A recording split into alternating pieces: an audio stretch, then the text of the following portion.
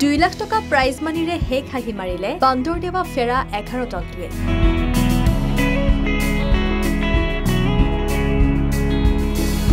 $1,20,000 টকা লাভ কৰিলে runners of দল আয়ুষ ব্ৰাদাৰ 11।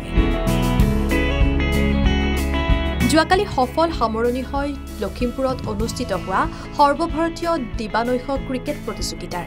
4দিনীয়া কাৰ্যসূচীৰে আয়োজিত কৰা ফাৰুকীয়া হাইস্কুল খেলপথাৰত সৰ্বভাৰতীয় দিবানৈশ টেনিছ বল ক্ৰিকেট প্ৰতিযোগিতাখিনি ইতিমধ্যে যোৱাকালি নিশা সমাপ্ত হৈছে।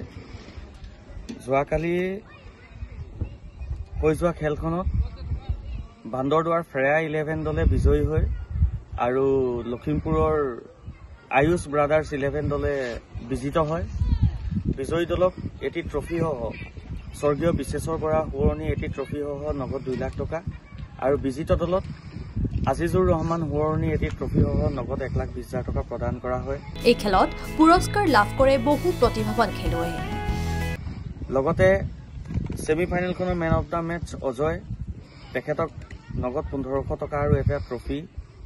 দ্বিতীয়খন ছেমিফাইনেলৰ man of the match Sapon, তেখেতক 1,500 টকা আৰু এটি ট্ৰফি।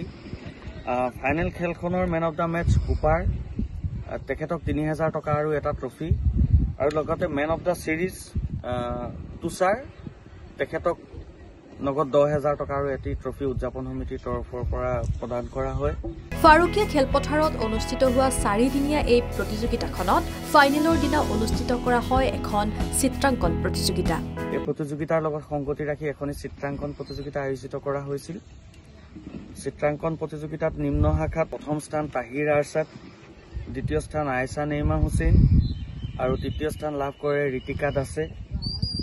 মধ্য শাখাত প্ৰথম স্থান লাভ কৰে ঋতুৰাজ দত্ত, দ্বিতীয় স্থান লাভ কৰে তাহমিদা ইয়াসমিন আৰু তৃতীয় স্থান লাভ কৰে আফচানা পাৰবিন আহমেদ। উচ্চ শাখাত প্ৰথম স্থান লাভ কৰে আৰিফ জামান, দ্বিতীয় স্থান লাভ কৰে জেৰিফা খাতুন আৰু তৃতীয় স্থান লাভ কৰে আফৰিদ জামান। নিশা গীত পৰিৱেশন কৰে জনপ্ৰিয় কণ্ঠশিল্পী দীপান্বিতা ডেকাই।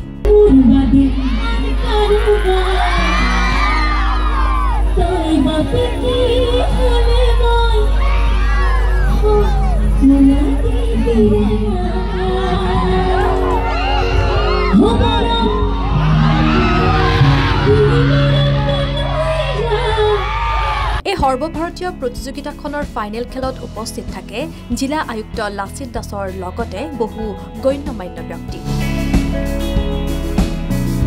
খেলখনত সহযোগ কৰা সকলোকে শেষত ধন্যবাদ জনালে উদযাপন সমিতিয়ে। খুব সুন্দৰভাৱে অনুষ্ঠানখনি সমবেত হয়। এই অনুষ্ঠানখনিত আমাক যিদৰে সহায় সহযোগ সকলোৱে আগবঢ়ালে সকলোকে ধন্যবাদ জ্ঞাপন কৰিছোঁ। সকলোটিকে জড়িত হৈ থকা বিশেষকৈ লখিমপুৰ জিলাৰ সন্মানীয় আয়ুক্ত মহোদয়, পাব্লিক হেল্থ ইঞ্জিনিয়াৰিং বিভাগৰ executive engineer Kumud Ranjan Hazarika sir, Indian অইলৰ এল চাঙা ছাৰ, বিশিষ্ট ব্যৱসায়ী লক্ষী চুতীয়া ডাঙৰীয়া, লখিমপুৰৰ জ্যেষ্ঠ সাংবাদিক জিতুমণি নেওগ ডাঙৰীয়াৰ লগতে যিসকল সন্মানীয় অতিথি উপস্থিত আছিল সকলোকে আমি উদযাপন সমিতিয়ে ধন্যবাদ জনাইছোঁ আপোনাক। আৰু লগতে এই অনুষ্ঠানটোৰ আৰম্ভণিৰ পৰা শেষলৈকে জড়িত হৈ থকা প্ৰতিজন সহযোগীক ধন্যবাদ জ্ঞাপন কৰিছোঁ।